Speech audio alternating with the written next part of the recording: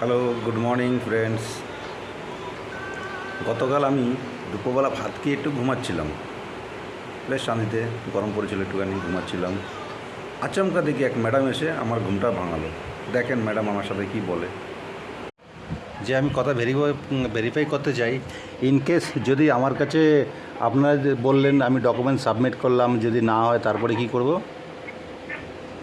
যদি আপনার টাওয়ার প্রজেক্টের কাজ না হয় সেক্ষেত্রে কি করবে? সেক্ষেত্রে কোম্পানির লোক ক্যান্সেল করে দেবে স্যার। সিলেকশন হলে কাজ হবে, সিলেকশন না হলে কাজ হবে না।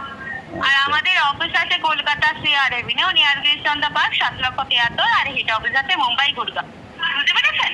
মুম্বাই? যেহেতু আমাদের অফলাইন কাজ বন্ধ আছে, তার জন্য আপনার অনলাইনের মাধ্যমে অ্যাপ্লিকেশনটা করাতে হবে। মানে এত টাকার যদি বাজেট থাকে, অনলাইনে কেন হবে, অফলাইনে কেন হবে না?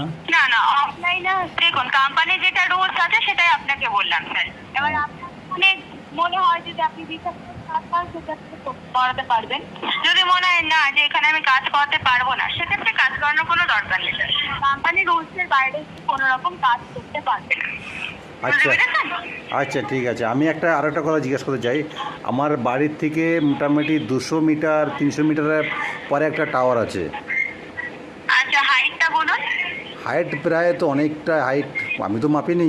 আচ্ছা, ওগুলো কলিং টাওয়ার স্যার, আপনাকে আমি কলিং প্রথমেই টাওয়ার, জানিয়েছিলাম। কলিং টাওয়ার আছে, কলিং টাওয়ার ওগুলো, তাই তো?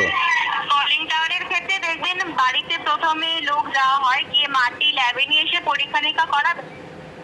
হ্যাঁ ইন্টারনেট টাওয়ার দেখবেন অনেকের বাড়ির ছাদের পরে বসানো থাকে। ছাদে কি মাটি থাকে?